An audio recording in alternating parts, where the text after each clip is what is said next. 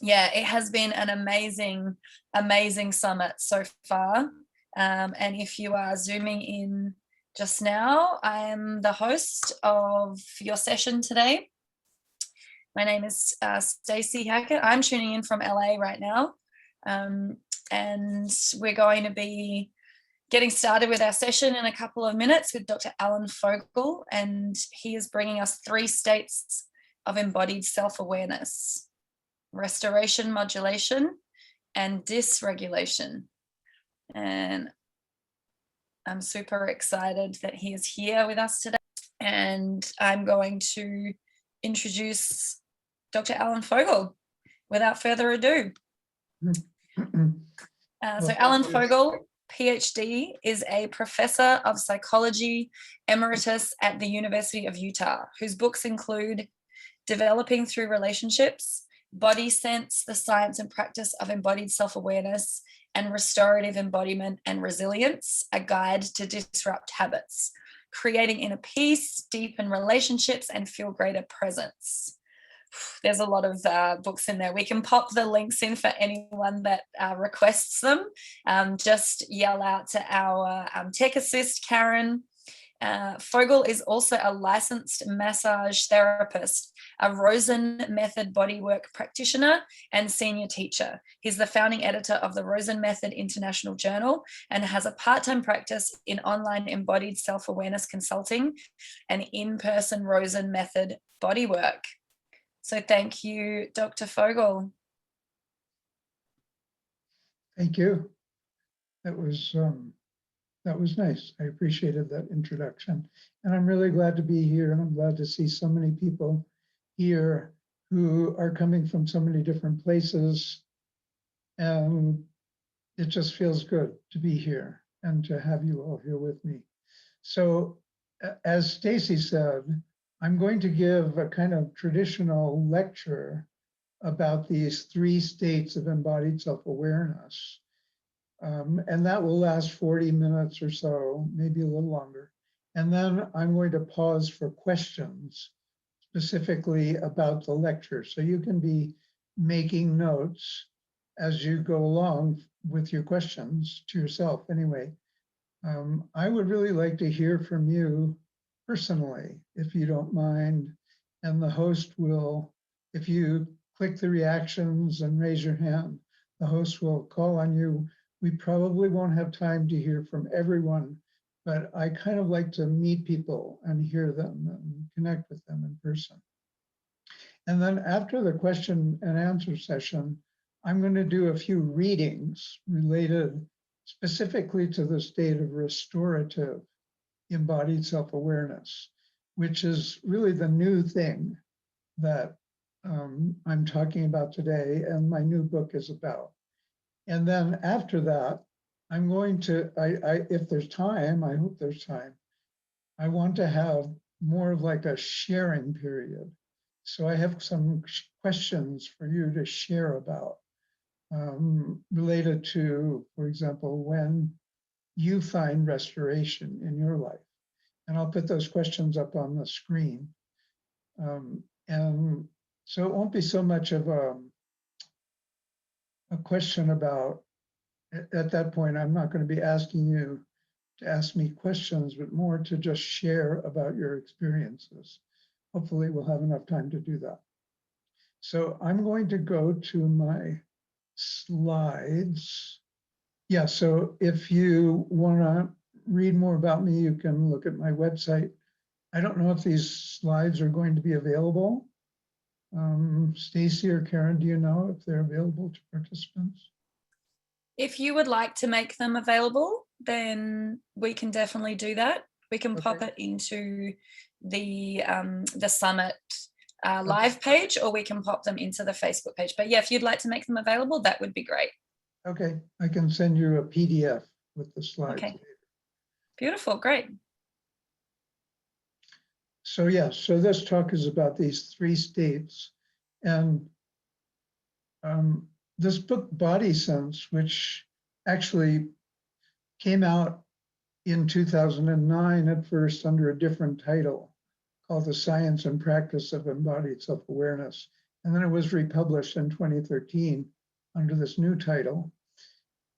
This is where I created the idea of embodied self-awareness, which is really about our awareness of our felt experience in our body. And at the time, I distinguished it from the way we think about ourselves. So the way we feel about ourselves versus the way we think about ourselves. And then since the time that book was written, I've had some, based on my clinical experience and my own experiences during that time, I've come up with a slightly different model, which is this 3-state model, this new book that's coming out, Restored in Embodiment and Resilience. It's coming out in September, I think toward the end of September. You can pre-order it on any of the major bookseller sites. I've revised my thinking so that embodied self-awareness can include both thinking and feeling. And I'll get into that a little more clearly as we move along in the presentation. It's just a slightly, I guess it makes it more complex, unfortunately, but I think it makes it easier in some ways, or matches better, I should say, the nature of our human consciousness and what we can be aware of, particularly aware of about ourselves. So as I said, there's 2 parts of embodied self-awareness. There's felt experience and there's thinking. And I divide felt experience into 4 different kinds of feelings. Okay, interoceptive feelings, proprioceptive feelings, autonomic feelings, and emotional feelings. And the reason that I do this, and I've had a number of people ask me questions about, well, isn't it all just feeling? Well, yes, it is, but if you actually look closely at the neuroscience, you'll find, and this is explained more in my new book, you'll find that each of these different kinds of feelings is generated by a different neural network, a neural network that includes not only the brain, but all the peripheral nerves that go out to all of the different cells and regions of our body, both external cells and muscles and skin, but also all our internal organs. So they're really dedicated and different and separable neural networks for each of these felt experiences, although in practice, in real life, they often occur together. So interoception is actually a big topic right now, and it has been for the past 10 or 15 years. There's a lot of new research on what's called interoceptive feelings, and these have to do with feeling painful or not, hot or cold, anxious or calm, all of these different kinds of things. It's like our way of sensing into our bodies in a particular way, with these particular kinds of felt experiences. We can also talk about exteroception. That's our 5 senses, sight, sound, smell, etc. So that's our way of perceiving the world outside of us. Interoception is our way of perceiving the world inside of us. And so interoception, because it contrasts nicely with exteroception, has become kind of a generic word for all kinds of felt experiences. I'm being a little more complex than that, I guess, because I think that, for example, proprioceptive feelings, which is about balance, equilibrium, boundaries, like don't get too close to me or come closer to me, all issues related to boundaries. Sometimes our boundaries are too porous, sometimes they're too clear and people can't get close enough to us. Our experience of coordination, our body in motion, and really importantly, our body image. So we may be just the right size and shape, but when we look at ourselves or when we sense ourselves, we may feel too fat or too thin. So our body image can be distorted by distortions in this proprioceptive sense. I have a whole section in the book about that, and there's fascinating research about that. And then autonomic feelings. So we have an autonomic nervous system, which I'm sure you've heard about from many of the lectures already. And it's the sympathetic and the parasympathetic nervous system. It's basically the part of the nervous system that controls our internal organs. But in addition to the regulation that the autonomic nervous system does, we also have felt experiences related to autonomic function. So it isn't just that our autonomic nervous system keeps our heartbeat beating and it keeps us breathing, but we can actually become aware of our heartbeat. We can become aware of our breathing. We can become aware of our arousal level or our level of stress versus relaxation. So, this woman is experiencing something with her breathing. It's like she can't catch her breath. That might lead to feelings of panic, which is an emotional feeling. So emotions, happy, sad, all of those kinds of things, I think of as like the flavor of all these other felt experiences. So let's go back to breathing for a minute. So I can be breathing, I can feel like I'm out of breath, and I can feel good about that if I'm out of breath because I just did some really intense and enjoyable exercise. It's like I'm really feeling my body through my breath. On the other hand, if I feel like this person, that constrained breathing or can't catch my breath is going to bring on a panic attack, then I'm more likely to feel fear rather than enjoyment. So any of these different kinds of feelings can be, in a sense, interpreted emotionally. Let's take hot and cold. If I'm if I'm taking a warm shower, for example, and I feel the warmth, that might feel pretty yucky if it's a hot day, but it might feel wonderful if it's a cold day. So again, my emotions are coming into color or flavor the different kinds of felt experiences. And there's so many different varieties of emotion, and we also, of course, have emotions about our exteroception, things that we see or hear or notice in the world, but we can also have emotional experiences about the things we're sensing within our own body. And then the other part of embodied self-awareness is thinking, how we think about ourselves. And there's two kinds of thinking, basically. There's probably more, but I'm breaking it down into two. And again, they each have dedicated neural networks. So one is the so-called task positive network.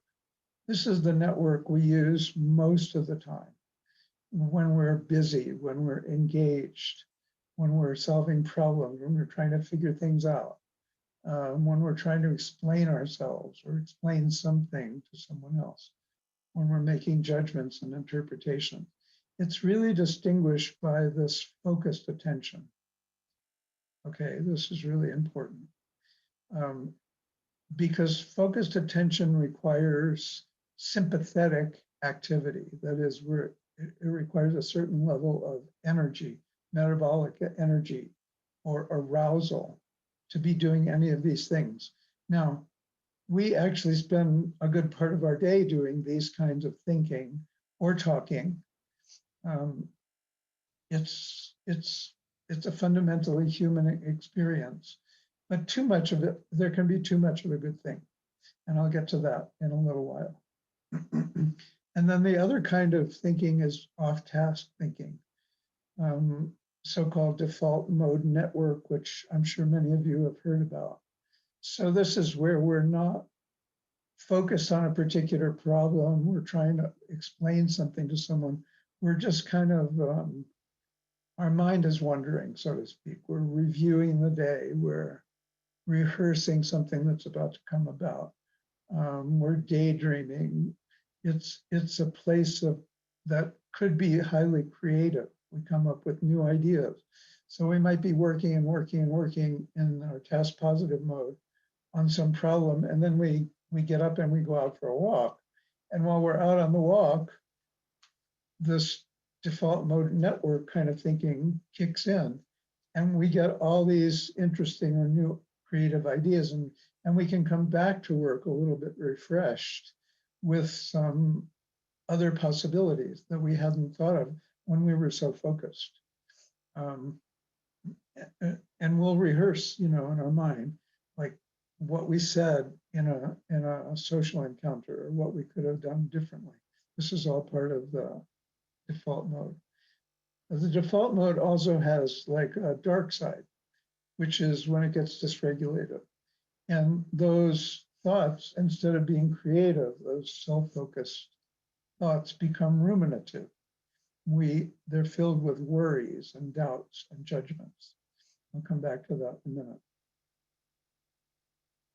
So what I'm going to do now is take you through each of the three states of embodied self-awareness: felt experience, thinking, sympathetic or autonomic activity, and a little bit about how we might be engaging with other people during each of the three states.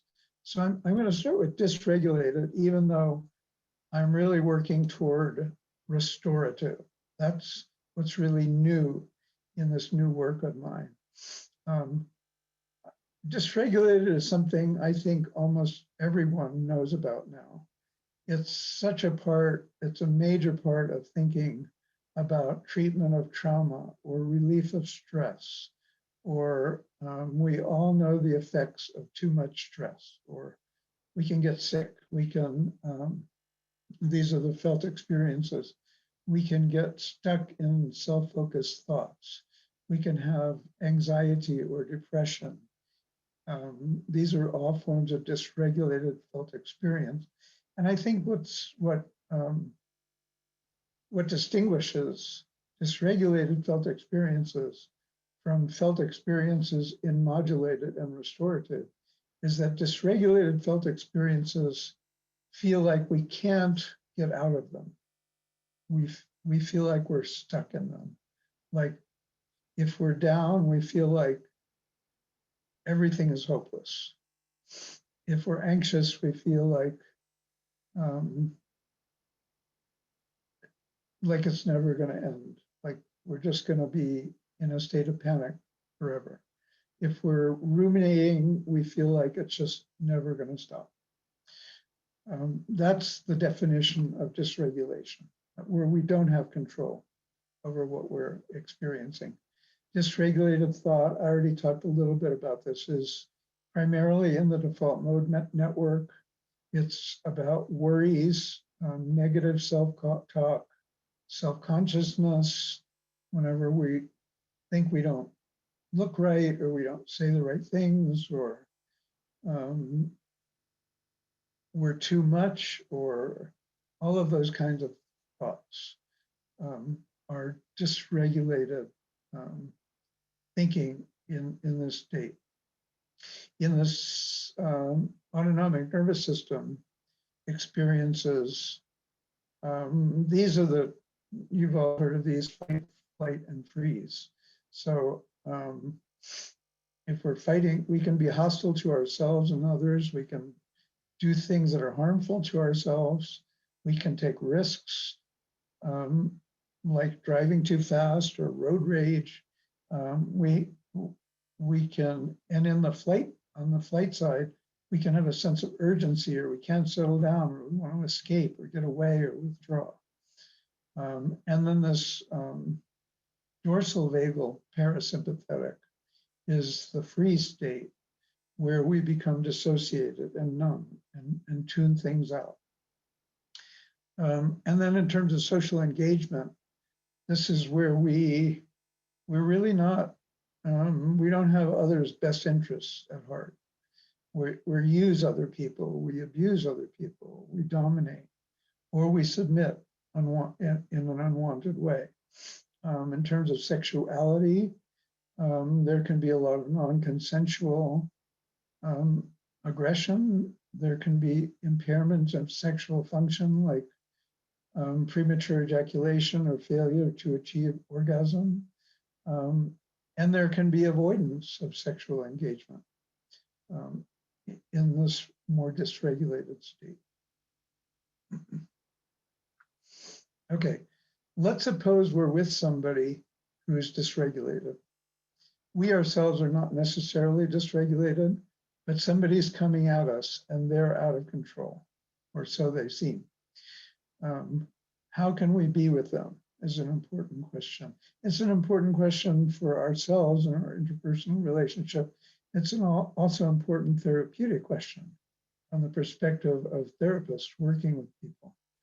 And what I found in my research is that when my research on Rosen method that I did with practitioners and how they experienced when their clients were dysregulated, is that they allowed themselves to feel the dysregulation in their own bodies, or maybe re-evoke their own experiences, past experiences of dysregulation. They allowed those feelings to just be there. And then they allowed themselves to feel upset or impatient or whatever was happening with the client. But they were able to come back to the client or come back in the more general social situation to the person who's yelling at them or attacking them, and be neutral, be non-reactive. So it's about feeling the dysregulation, but not reacting to it, staying in the present moment. And the other thing we can do to help people is to help them be aware of when they become dysregulated. So if we're living with someone or we have a friend and we know that there are certain things that get them upset and there's certain things that throw them off, but they're not maybe quite aware of that. You know, we can just gently point out, depending on the person, you've had a really hard week, or you just said you felt worthless. What's that about today? Or you can apologize for something that you might have done that set them off. But basically, you're honoring the fact that they're dysregulated, and you're helping them to honor that in themselves. So the way out of dysregulation, strangely enough, is to be in dysregulation. That is, to be aware of ourselves in that state. And to accept that we get dysregulated. Okay, so this is modulated embodied self-awareness. So now we're shifting gears. Modulated is a synonym for regulation. So this state is about what is generally called self-regulation. And in my reading and about educational programs like yoga and Tai Chi and all the research that's been done, or psychotherapy, or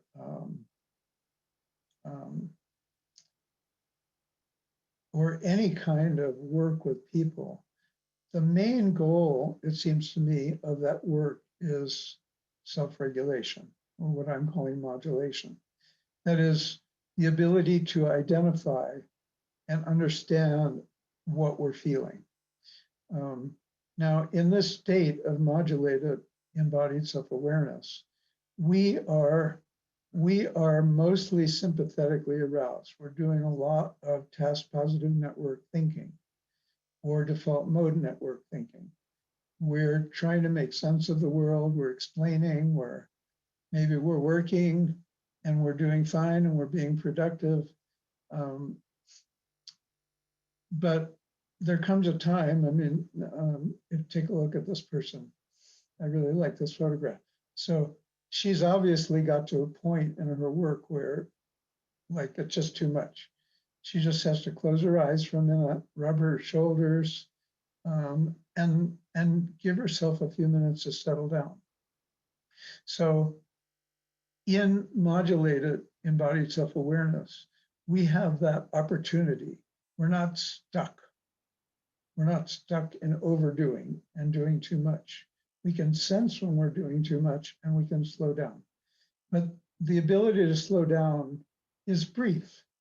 So she'll rub her shoulders for a few minutes and maybe she'll get up and take a drink or go to the bathroom or whatever she needs to do, but she'll come right back to work. So felt experience is more like a break or a brief moment in the intensity of ongoing work. This person in the middle, she's working, she got her computer, but she's sort of surrounding herself. She's in a comfortable place. She's got her puppy next to her, sending good vibes. She's kind of focused and working, but she's also able to modulate and have opportunities for breaks or slowing down.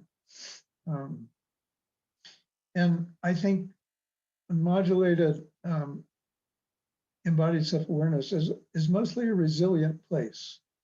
That is, we can work too hard, but we can also know that. And we can find ways to slow down, take a break, spend time with people we care about, go for a walk, listen to music. It's different from restoration, which is I'm going to show you in just a minute, because these breaks are typically brief and they're often still filled with default mode network thinking. So even though we take a walk, our mind is still going. Okay, we're still sympathetically aroused. When we're doing yoga, which is supposed to be for relaxation, we're often thinking, am I getting the pose right? Am I doing it right? Am I following the teacher's instructions? How do I look? Does my, body look to other people? So all of these thoughts are still kind of spinning around inside of us. Modulated social engagement is where we do most of our social engagement. We're working with other people, we're being together, we're doing things together, having conversations. We might have, laughter together. We might cry together, but it's typically brief. Okay, that's a hallmark of felt experience in modulated states. Sexuality, another kind of social engagement, can be playful and fun and consensual, but it's often mixed in with talking and often mixed in with thoughts. Am I doing it right? Am I pleasing my partner? What do I want? What are my sexual fantasies? Talking about, you can either be thinking about them or sharing them, but basically it requires focused attention and some level of sympathetic arousal. Okay, what if we're working with people who are capable of reaching the state of modulation? So one way of doing that is to help people become mindful about what they're feeling or what they're thinking. Being able to talk about how they got thrown off, how they got dysregulated, being able to name and understand emotional experiences, which is called emotional intelligence. It's also a modulated strategy. Tell me what happened with your friend. How did it feel? Those kinds of questions. Supporting people in helping them to understand why they feel bad at the moment, or even why they feel good. And also, I think this is important in modulation, helping people or making it seem okay to ask for help. Like being the kind of person that people will go to if they need a shoulder to cry on, or they need some help in getting regrounded, or they get lost and they want somebody to touch bases with. So just being there and asking simple questions, what do you need right now? How can I help? Okay, so that's modulation. And so this is restorative embodied self-awareness, which to me is a peak experience. And it's rare, I have to be honest with you.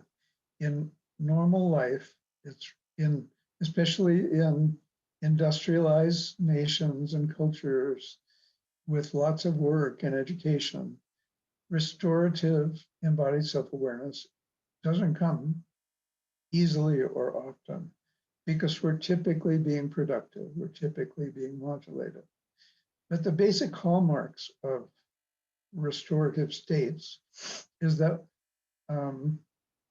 instead of just feeling our pain or our achiness or our anger briefly, like in modulated, we really settle into it. We come to a place where it brings us to tears. We're totally in the present moment with our deepest feelings. And what's amazing and what makes that restorative is that whenever we can do that, when we just let ourselves, for example, have a good cry, somehow it brings relief. It brings a sense of peace and gratitude and acceptance and relaxation and forgiveness. So there's something about just being with whatever we feel that's restorative, that's fundamentally restorative. And again, I'm not going to go into the neuroscience of all that, but there's a lot of neuroscience to back up why indulging in our felt experience actually changes the cellular structure of our body in these good ways. We can have thoughts when we're in restoration, but they're not logical. They are not TPM, task positive or default mode thoughts. They're not going anywhere. They might just be words or images, like somehow we see the face of a loved one who died. And just right in that moment, we're struck with a moment of grief and we let ourselves feel it. We're not thinking about that person. We're not trying to make it better. We're just caught in the moment. It's almost like we fall into it. And the words or images or sounds, like listening to music, what makes them restorative is that they actually amplify that felt experience. They don't get in the way of it by introducing explanations for the felt experience. The autonomic nervous system is this ventral vagal parasympathetic or dorsal vagal, what's called immobilization without fear, where we're slowed down, we're settled. Our attention is not focused. It can float around to whatever calls it. So I might be crying one moment and laughing the next. I might feel a pain one moment and feel relief the next. My attention isn't being directed by me. It's being called, literally called, to the places in my body that are needing that attention. Sorry. I'm taking a modulated break. Hold on.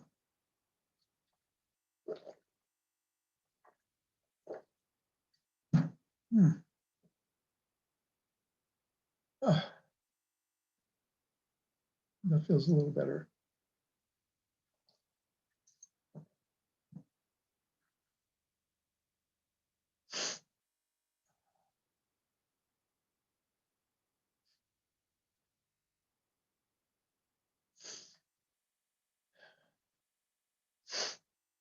Okay, so I actually just gave myself permission to not only just take a drink, but to feel my nervous system settle from all the energy of explaining And I felt my breath come in.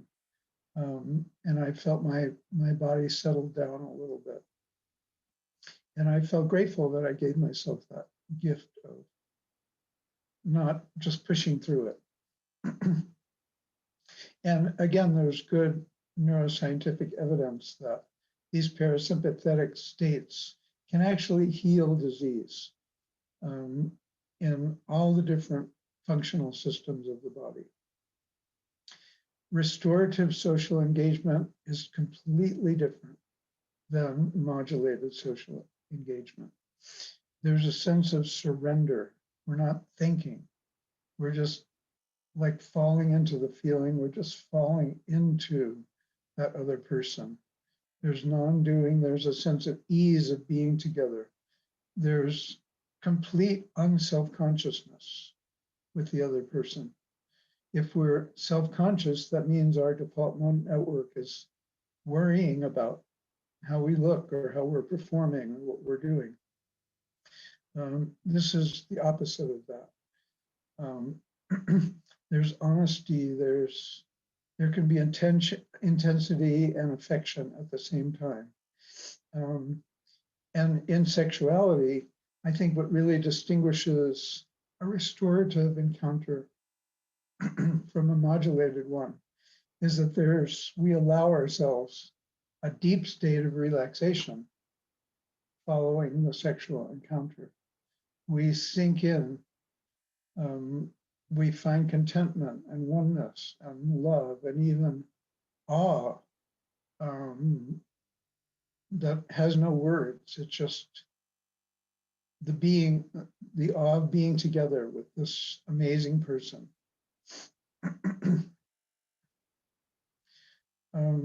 And similarly, if we're with people and we want to be with people in a restorative way, I think of restorative ways of being with people as sacred, literally. I don't mean that in a religious sense, but in the sense of letting ourselves just be with the other person so that their felt sense can deepen and be sustained. And as that's happening, the same thing is happening within us. It's like there's a resonance between two people that can emerge if we just keep quiet and stop thinking and just rest in the moment with that other person and let ourselves feel whatever is coming up for the other person. We could call it the gift of presence. We're totally present. We're not planning anything. We're not thinking about anything. We're not trying to interpret what the other person has done or said. We're just listening. We're just being together. Some people use this term, hold the space for the person without doing anything. Okay, so this is our first moment for questions. I'm going to stop the screen share and ask Stacy to call on people with any questions that you have. So beautiful. So I've just unmuted myself, and yeah, so if anyone just wants to raise their hand in the reactions at the bottom there, we can unmute you and you can fire away with your questions. Beautiful. So we have got Sadhana Murti. Murti. I hope that I'm pronouncing that right. Just going to ask to unmute you. Hi. Can you hear me? I can hear you. I'd like to see you. Possibly. Oh, it's very late here and I'm in the dark. Okay. I'm sorry. Okay. I was listening to it with my eyes closed actually. I just had a question. When you started coughing, you just said something, and it was the only part of your whole lecture that I was questioning, because I have ecma, and for the last couple of years I've had really bad flare-ups, and so I've been doing lots of I've been on steroid tablets, and I was just about to go on a drug from the doctors, but decided not to do it, and looked at my diet, and I'm pretty healthy apart from my skin issues. So so I've cut out gluten. I'm already vegan, and I'm a yoga teacher, so I know how to, well, you know, I know how, I don't always do it, but I do know how to calm myself down. But anyway, basically, when you were talking about the body is telling you where it needs its attention, I had a shiatsu massage, and the lady who was doing the massage said to me that she wasn't going to the places where I had a flare up, not because she was being sensitive to me, but just because there were other parts of my body that actually needed more attention, and that the places that were itchy or were sore or whatever, but almost like talking too loudly. It was like somebody at a dinner party that was taking up all the attention, and she was kind of acknowledging, okay, I hear you, but there are other people in the room that I need also to give my attention to. And she was putting sort of doing the shiatsu other places. And I just found it interesting that you cough then, because I thought sometimes, I don't know, I'm maybe reading too much into that, but it drew my attention to it even more. And I thought maybe I will raise my hand and ask that question now, and just just ask you if that makes any sense, or if you have any insight at all into what I could be doing for flare-ups that I'm not doing already. Well, of course, I'm not a medical doctor, so I can't give medical advice. But eczema has multiple causes, and one of them is certainly stress. So I think you're already on the right path in terms of finding ways to reduce stress in your life, and certainly finding people to work with, and people who are working on your body who know how to just be with you, so that you can really settle into yourself. Because I think that's the hallmark of a shared restorative state. And if you're being annoyed, if you're feel like the person is not really with you, that's just going to raise your sympathetic, arouse your sympathetic nervous system, and it's not ultimately going to help you. So really, it's about making choices about who we work with, who we spend time with, how we give ourselves the opportunities for restoration. And we'll come back to that at the end.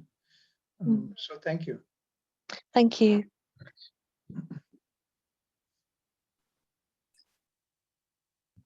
Thank you, Sada. We've got Kendra, who I'm just unmuting. Good day, or rather good night here in Germany. Yes, thank you for your great talk.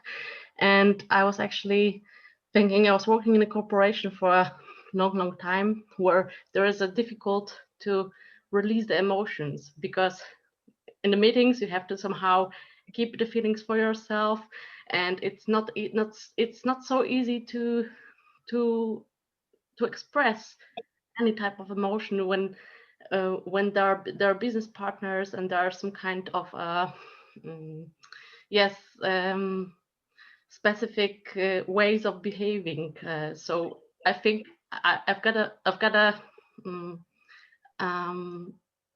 I thought that I'm blocking somehow myself, and then it came to singing, and this creative part of me where I just felt I can express my emotions so easily and so great, and this is so wonderful, and I just felt myself.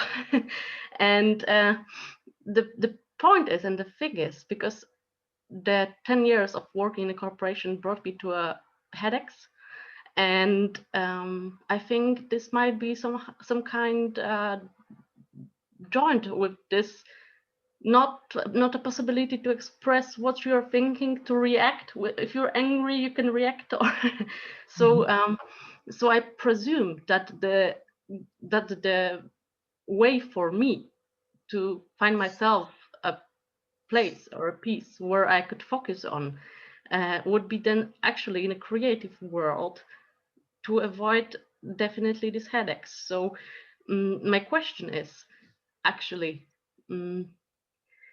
are there somehow connections between proficiencies and between personalities that, for example, that this way of I was working in logistics, that this kind of work is just not intend to be mine to focus on this profession anymore, and the change would be then better to choose something creative. Mm-hmm. Yeah, thank you for your question. So, you know, creativity can be just an amazing source of restorative experiences. And there are a lot of creative arts therapies, like dance movement psychotherapy and music therapy and therapy that involves expressive drawing and those kinds of things. And I think they all work in the way that you suggest. You know, the danger with creativity, there's some interesting studies of people who are creative arts performers. And when there becomes like a demand quality or when there becomes expectations, then it has the opposite effect. Like you can have a lot of pre-performance anxiety and doubts about yourself. So the real key, I think, to finding restoration and creativity is that it's coming, like just like you said, it's coming just from your heart, and it's not restrained or bound by a certain way of doing things or a certain way of being. And to the extent that we can all do that, if it's cooking or sewing or anything that we can just completely just go into and find a deep sense of meaning and creativity, it's going to bring that sense of relief. And the way that we will know that we're in a restorative state is always because we start to take a deeper breath. We can feel our autonomic nervous system letting go. We can feel our muscles relax. We can feel ourselves moving and being more in tune with ourselves, and we're not forcing anything. So thank you. Thank you very much. Thank you. Beautiful. So we've got Kendra. Hi there. I was wondering if you could say more about the relationship between things like interoception and proprioception with the kind of dysregulated or modulated or restorative states. I think about interoception and proprioception a lot as an autistic person because these are often areas of like wonkiness and hyposensitivity for me. Particularly proprioception, which I think is impacted by my autism, as well as having a hypermobility spectrum condition. And interoception is also something that I can struggle with. So I'm curious if like how those things might interact with my dysregulation or restoration. Yeah, or if you have any ideas for like deepening awareness and experience of interoception or proprioception. Well, I'd have to talk with you more about your specific issues, I suppose, but one thing that we know a lot about people on the autistic spectrum is that they have sensory sensitivities. So it's really easy to get overwhelmed with even small things that other people might not even notice. I actually have sensory sensitivity, a lot of them.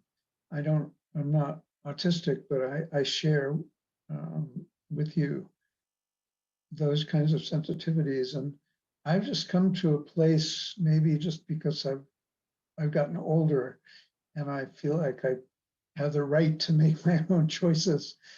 I'm pretty much avoiding situations where I know I'm going to be overwhelmed.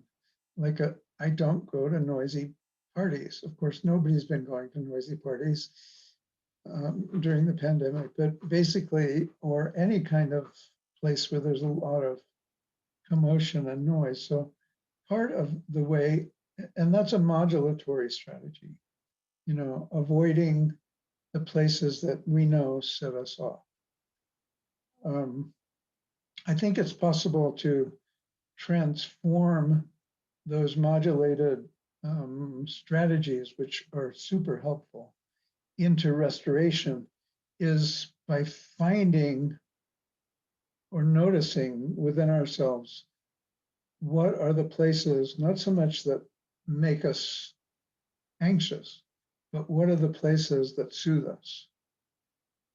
So, you know, getting into bed and covering yourself with a blanket and curling up with a pillow, for example. I love doing that. I find it, I can be totally quiet. I can feel soothed. I can feel connected. I can feel my breath come in. So I guess my message is there's modulation and there's restoration. Modulation is great for most things, social and work encounters, you know, to keep yourself safe. But anything you can do to find longer moments of restoration, just by noticing in yourself what really settles you down, when your breath comes in, when you feel safe, completely safe, that would be what I would say. So thank you. Amazing. Thanks, Kendra. Just got Alex here, who's up next, and we're just going to ask to unmute you, Alex. Hi. So you've talked a bit about how this work adds on to what was in Body Sense. And in Body Sense, you had cited Daniel Stern's work to talk a bit about co-regulating with an infant, or them developing these senses. And I'm wondering if this new work has anything to add to that domain of being with children. Yeah, I think in my presentation, for each of the states, excuse me, I described something about social engagement and different ways of engaging with others. And so, you know, when we're working with children or adults, it just depends on where they are. So if they're really upset, or they've lost it, or they've just had a temper tantrum, they're dysregulated, and the farthest you can go with a child at that point, or with almost anyone, is to become more modulated. My research shows that we can't just jump from dysregulation into restoration. Modulation is a kind of transitional place. We have to get to a point where we can talk about what happened. Why did we get upset? What did your friend say? You know, why did you hit her? You know, we just start them thinking about their feelings and their experiences in a way that they can feel safe enough to share and talk about it. So those are all modulatory strategies. I think restoration, again, is such a different state. It's not about talking. It's not about reasoning or explaining or understanding. It would be more like a child is crying and you just take her in your arms. And you don't even have to say anything. You just hold her. And you can start to feel her sobs lessening, and you can just start to feel her breathing coming in, and you can start to feel a connection growing between the two of you. Then you know that you've reached a very different place with that particular child.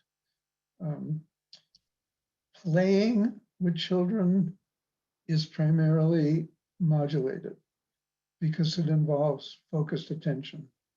I have to focus on how I throw the ball or how I move the pieces on a game or all of those kinds of things. They can be a lot of fun, but they take energy and they take focus.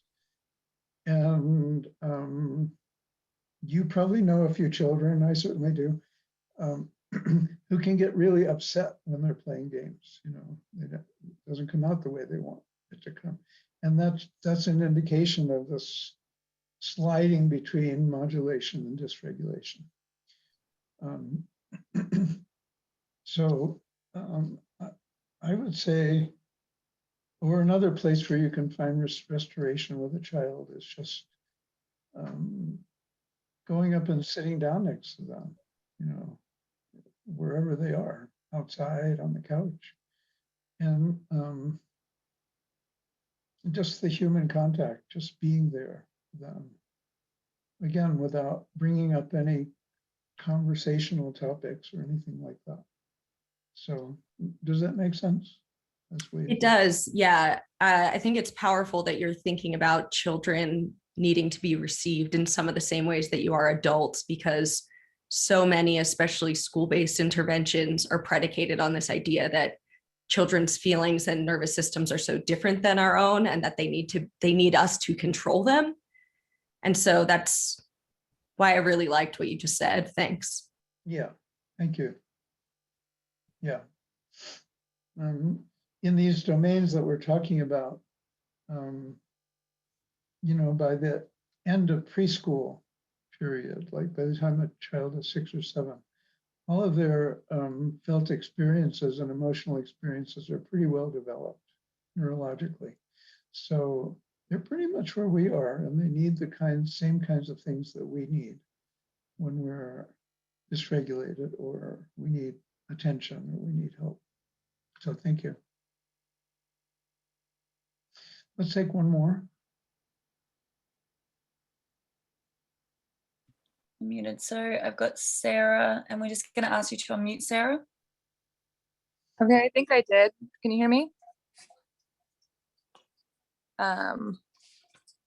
Yep, you're coming through clear. Okay. Hello. I wanted to kind of touch on like the empathetic way to like pick up other people's introspective feelings.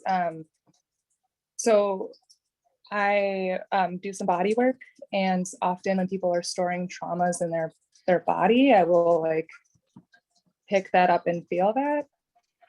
And then I'll have to take a day afterward to like ground and stretch and try and get that feeling out of my body.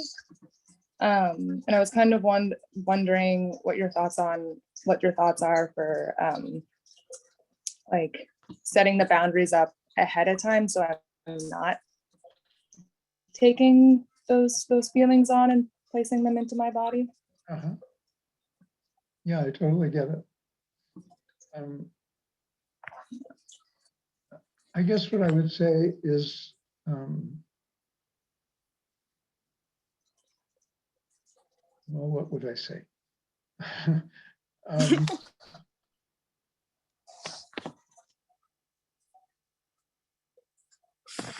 would say to allow yourself to embrace the feelings.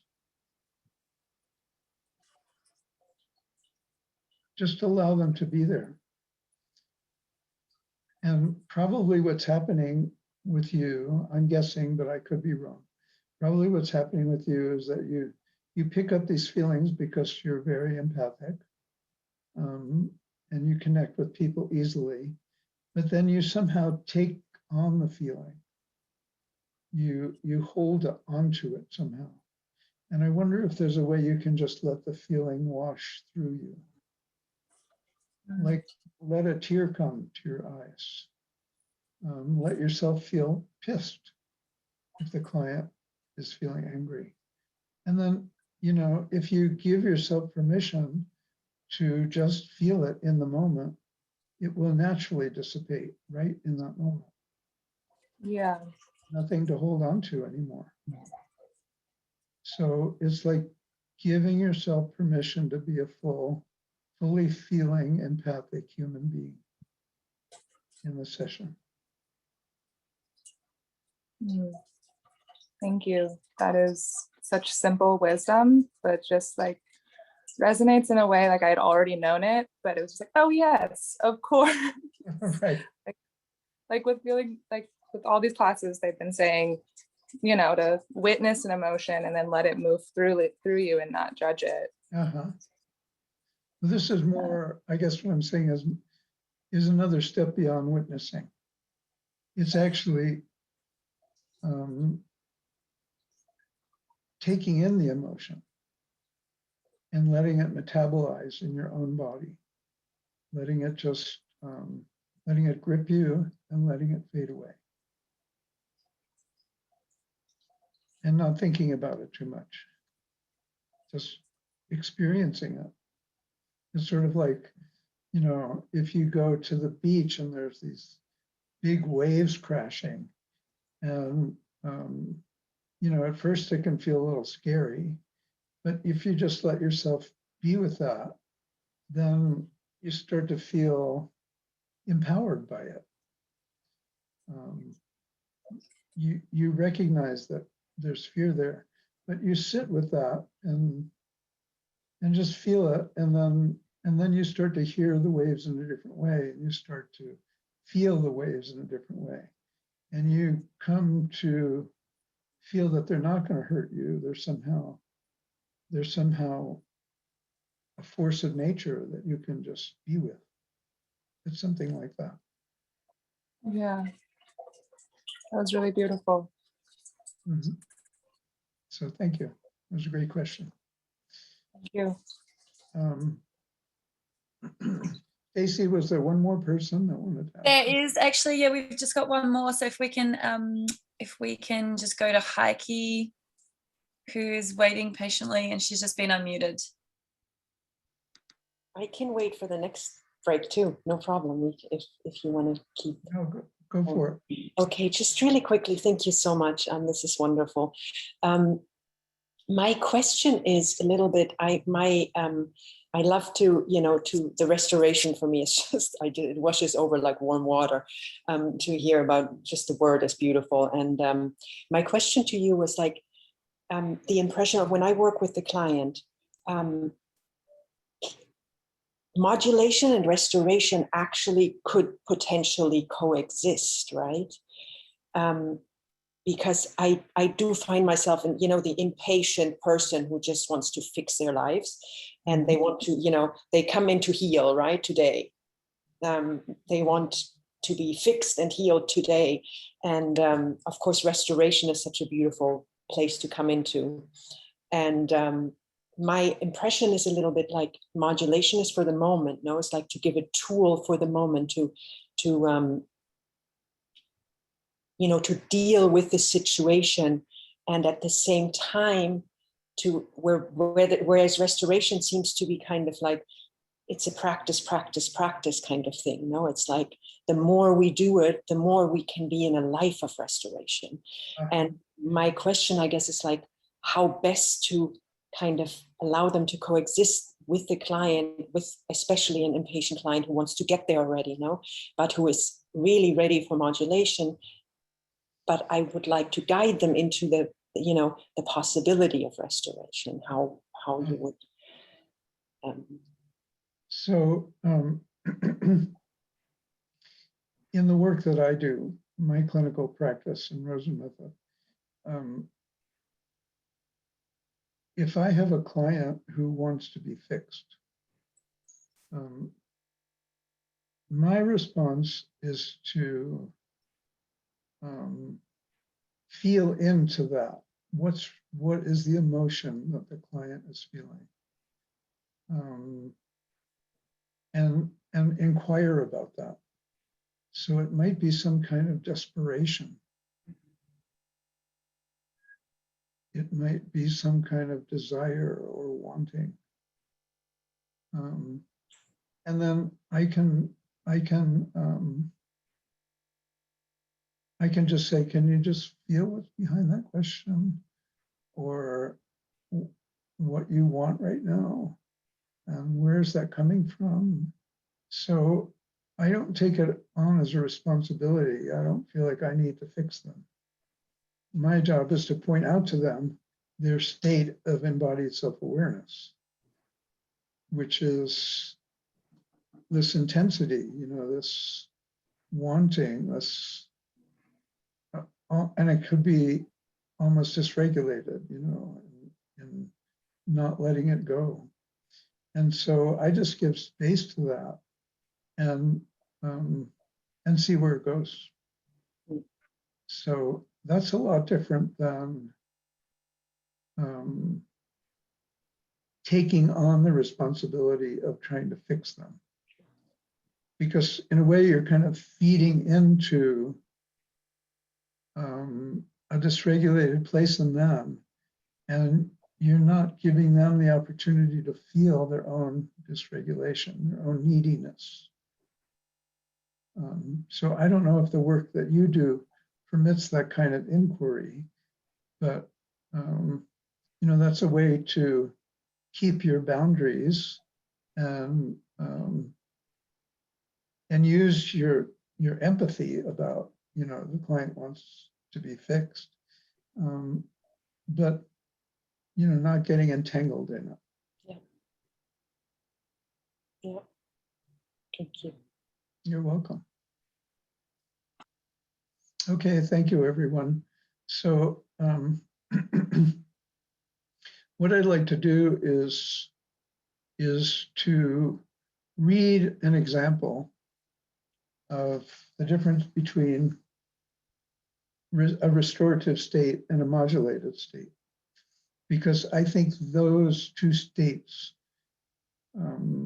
especially since we live in a world where clinical practice and work and everything is so much focused on modulation, that it's, I find the more examples about what it feels like to be modulated versus what it really feels like to be restored or restoration, can help you discern for yourself what state that you happen to be living in. And that's half the battle in our own work with ourselves and work with clients, is just that kind of discernment. Am I dysregulated now? Am I modulated now? Or am I in a restorative state? And that's actually a paradoxical thing, because if we're in a restorative state, we're not thinking about it. And if we are thinking, oh, I'm in a restorative state now, I feel so good about that, we're not there. We're in a modulated state because we're trying to make sense of it. And restoration it's like a different planet. It's a completely different state of consciousness. We fall into it. We don't think it. We don't think our way into it. And if we are thinking our way into it, it's never going to get us there. Literally, never. Okay, so this is a little example about me and my pet cat. So I'm going to read now. I'm working at my computer, and I'm writing and I'm thinking, and I'm jumping between what I'm writing and internet research on the topic, being in a complicated thought process. I'm mostly aroused and engaged, troubled or pleased, having confusion or clarity, and I don't want to stop because I'm in what I think is a conceptual thought. That's a conceptual thought, I think, rather than a feeling. What I think is a creative flow. My feeling right at this moment is actually, if I let myself feel it, a little bit edgy and tense, because I've been interrupted with phone calls and chores that needed doing and emails and all those kinds of things, you know what I mean? And I do not want to be interrupted again. I want to get back into that sympathetic, flow experience. I'm driving myself a little too hard right now. And I check in with that feeling and I stop. I take a sip of my drink. I look out the window. I stand, I stretch my limbs and bend my legs for a minute and reground myself. I take a breath and return to the writing, feeling a bit more refreshed. Yeah, I think. I'm still in touch with myself and I'm so good at reconnecting with myself. And I'm just settling back into the flow of the creative process when my cat, Jessa is her name, decides to jump into my lap. I'm suddenly back in the impatience and the irritability.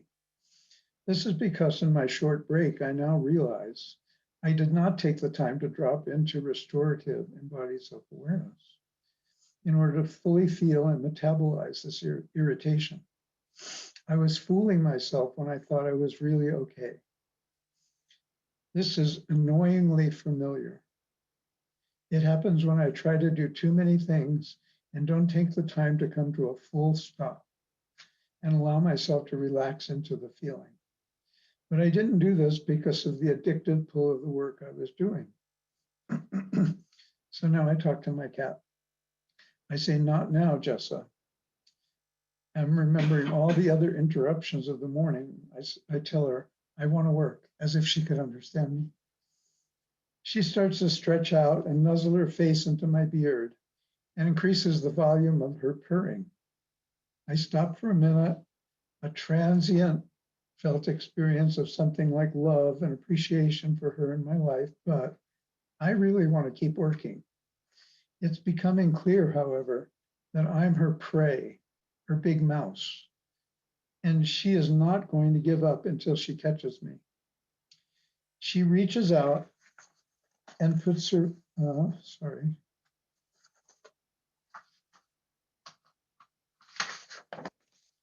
She puts her paw on the back of my hand,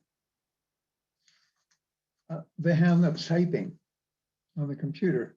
Just a gentle touch, no claws, and then rolls over on her back and my arms, so I have to use both hands and arms to support her. I can choose to accept her invitation or to ignore it, although with her in my lap, she is impossible to ignore. I think I could put her down, or I'll just keep working and she'll leave on her own. But then I suddenly start to feel guilty, another thought. And then I think at this moment, nobody else is wanting to snuggle with me and get me out of being so needlessly driven. So here's the moment where that modulated state shifts into a more restorative one. Oh, well, I'm still thinking, oh, well, I was getting tired anyway. Then as I let these thoughts fade away, I begin to give myself over to being with her. For the first time, I can feel my chest open and the softness of her body purring and its warmth against me. I'm on the verge of completely letting go, but what really pushes me over the edge is how she resonates with her whole body with mine. She moves so that I have to hold her in a way that maximizes the surfaces of our body contact and expands our shared opportunities for embodied connection. I feel my tension melting and my heart rate dropping and my eyelids wanting to close. She's caught me now, I'm hers. My arm is around her as she rests against my stomach and chest, and I feel the need to settle back into the chair. As I lower my head, she reaches up toward my beard under my chin and rubs her face around, and I move my chin to massage her closed eyes and face, feeling the depth of our connection and shared time together. She purrs in a different rhythm now, with soft meows, and I start to make tender sounds back to her. Oh, Jessa, my girl. As we do this together, me talking and her purring, I feel her whole body surrendering into mine, and I begin to more completely relax. All my thoughts, worries, and expectations have long since vanished. We are one being. I feel in awe of her warmth and tenderness, her willingness to be so vulnerable. As I stroke her face, belly, and neck, her face and mine, I am enveloped in complete safety, trust, love, and gratitude. Resting like this together is an entire universe of completeness that is abundantly full and eternal. And I have a picture that I want to show you about that.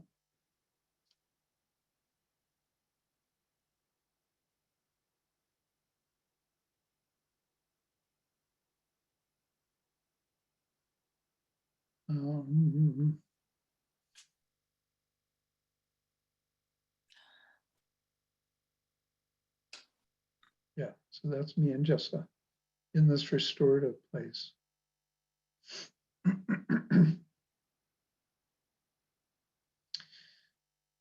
I also want to share with you some results of an interview study of clients of this Rosen method bodywork that I do.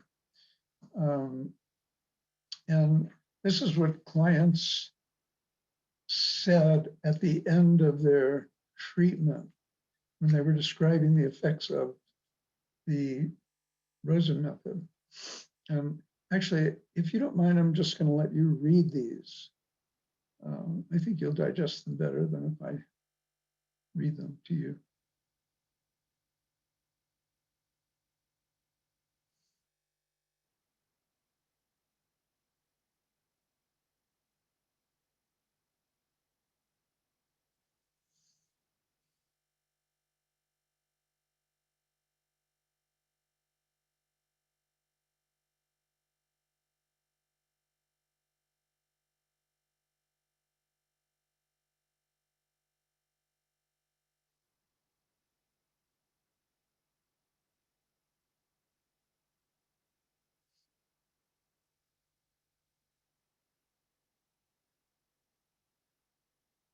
And I really like this, what this one client says here at the end, that the whole world is different and it doesn't ever go back. You're changed forever.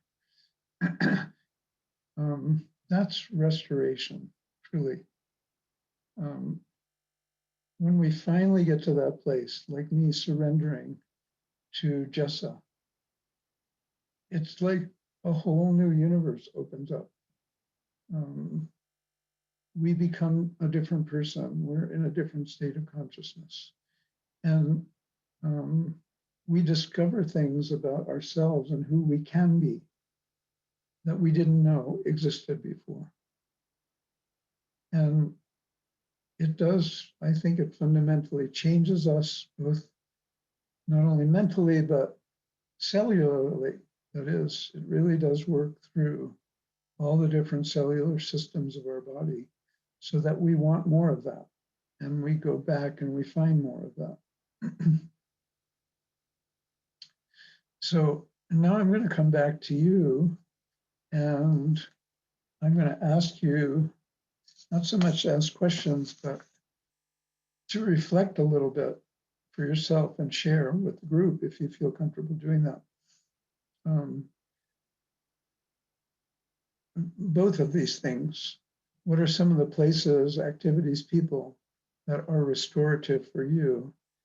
And how do you know if they're restorative and not just modulated? Like I gave you in my example with my cat, the difference between modulating with her versus really dropping in and finding a sense of restoration with her. So that's what I'm asking you now. Can you think of places or times in your life that you find genuinely restorative, and how do you know that? How do you know that they're restorative? So I'll let Stacy moderate and call on people. Yeah, beautiful. So we've got a little bit of time. If anyone wants to just pop their hands up again in the reactions, we can get to you that way.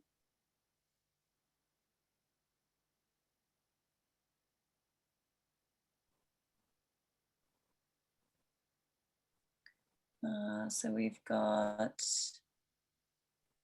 now I'm just going to unmute. I was going to say Zemina. Is that Yes. correct?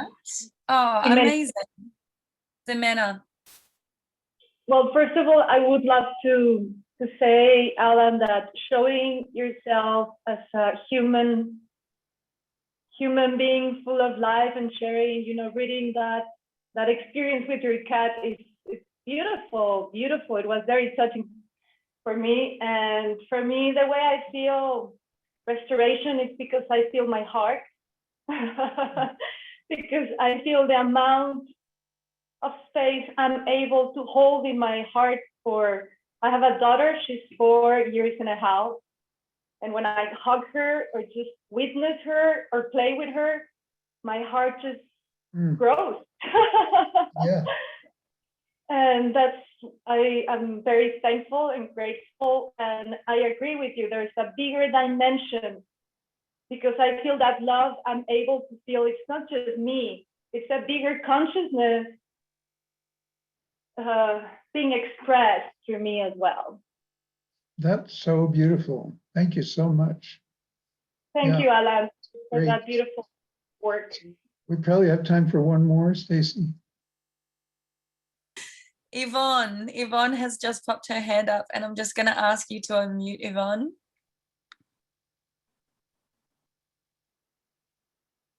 Sorry, I thought I was good at this. You know, this dog of mine has been such a huge lifesaver for me. And I think, and I'll show you my little doggy here. I can't believe, when I'm with him and his soul is just, it's like there's this true soul connection. Like he just looks at me with so much love, like just love, love, love. And I literally just think of nothing else. I'm not thinking, I'm just in this space of just complete love with my dog. Just so special and extremely restorative. Yeah. Thank you. Yeah, that's another beautiful example. Thank you. Okay, Stacy, I'll turn it back over to you. Beautiful.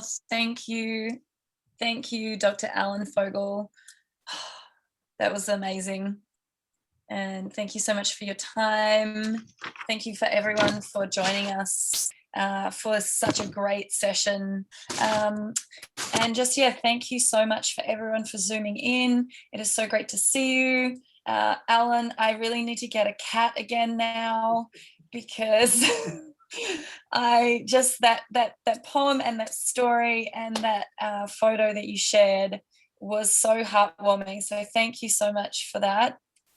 You're welcome. And it's just been a really beautiful session today. Thank you so much, everyone. Yeah, thanks everyone. Good to be with you. We'll see you soon.